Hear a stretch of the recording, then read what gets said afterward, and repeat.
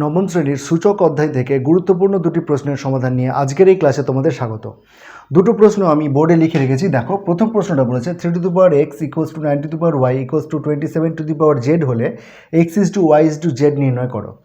দ্বিতীয় প্রশ্ন বলেছে 0.243 0.2 × 10⁻⁶ এর মান কত। দুটো অঙ্কই খুব গুরুত্বপূর্ণ। আমি প্রথম অঙ্কের সমাধান প্রথমে করে দিচ্ছি। দেখো, 1 নম্বর প্রশ্নের সমাধান কি দেওয়া আছে? তথ্য দেওয়া আছে 3x = 9y = 27z। যেহেতু এই প্রশ্নগুলো 2 নম্বরের জন্য থাকে, তার জন্য এই প্রশ্নগুলোকে তোমাদের লিখে করে দিতে হবে।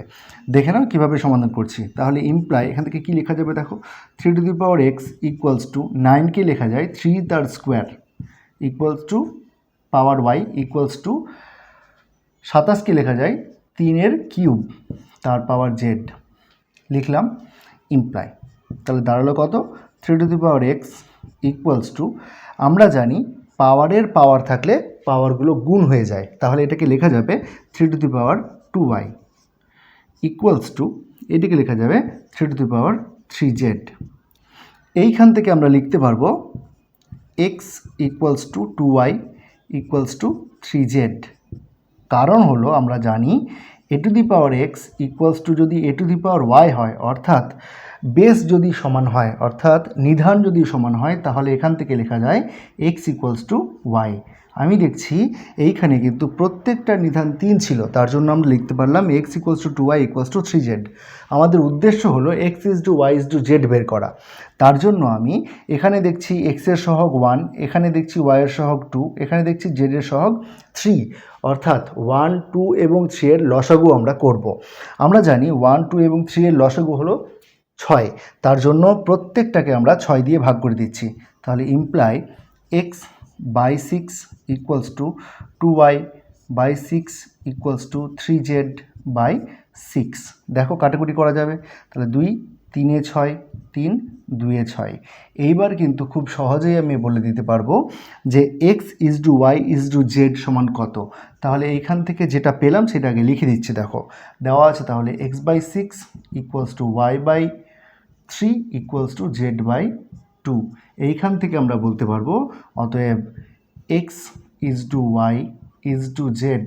সমান 6:3:2। এইটা হলো আমাদের অ্যান্সার। এইবার আমরা দ্বিতীয় প্রশ্নের সমাধানটা দেখে নিচ্ছি। প্রথমে প্রশ্নটা লিখে নিচ্ছি। দেখো, দেওয়া আছে কি 0.243 0.2 × 10⁻⁶। এইটা আমাদের দেওয়া আছে। দেখো কি লেখা যাবে এটাকে?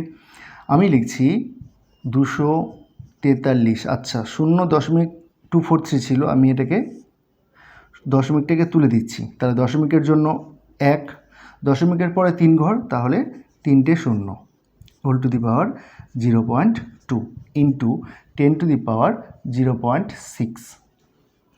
এইখানে দেখো, আমরা জানি যে 243কে কিন্তু 3^5 লেখা যায়।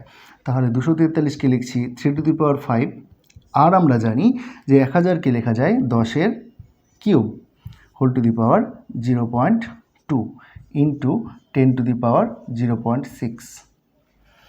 এইবার দেখো, আমরা জানি পাওয়ারের পাওয়ার থাকলে পাওয়ারগুলো গুণ হয়ে যায়। তাহলে এইখানে লিখতে পারবো, দেখো 3^5 0.2 বাই 10⁻³ 0.2 × 10⁻�06 দেওয়া আছে। এটা কিভাবে লিখলাম? আমরা জানি a/b² মানে হলো a⁴x/b²x। বুঝে গেছে? তাহলে এইখান থেকে সূচকের এই নিয়ম থেকে আমি এইটাকে বিশ্লেষণ করে এইভাবে লিখলাম। এইবার দেখো, আমরা জানি পাওয়ারের পাওয়ার থাকলে পাওয়ারগুলো গুণ হয়ে যায়। তাহলে এটাকে লেখা যাবে উপর দিকে 3^5 × 0.2 বাই নিচে কী লেখা যাবে? দেখো, 10 পাওয়ার 3 গুণ 0.2 × 10 পাওয়ার 0.6। এইবার দেখো তাহলে কত হবে? 3 পাওয়ার 5 সঙ্গে 0.2 যদি গুণ করি, অর্থাৎ 5 সঙ্গে যদি 2 গুণ করি, তাহলে কত হবে? 10 হবে। আমি দেখছি এক ঘর আগে দশমিক, তাহলে 10-এর এক ঘর আগে দশমিক বসালে কত হবে 1, তাহলে 3^1 হয়ে গেল এটা। নিচের দিকে দেখো, আমরা যদি 3-এর সঙ্গে 2 গুণ করি তাহলে কত হবে 6, এক ঘর আগে দশমিক বসাও, তাহলে 0.6, তাহলে এটা হয়ে যাবে 10^0.6। আর এখানে আবার আছে 10^0.6, 10^0.6, 10^0.6 ক্যান্সেল হয়ে গেল, অ্যান্সার হলো 3। তাহলে এটার মান হবে 3। তাহলে আজকের মতো ক্লাসটা এখানেই শেষ করছি, দেখা হচ্ছে অন্য কোনো একটা ক্লাসে। ক্লাসটা কেমন লাগলো জানাতে কমেন্ট করো, চ্যানেলে নতুন হয়ে থাকলে সাবস্ক্রাইব করে সাথে থেকো।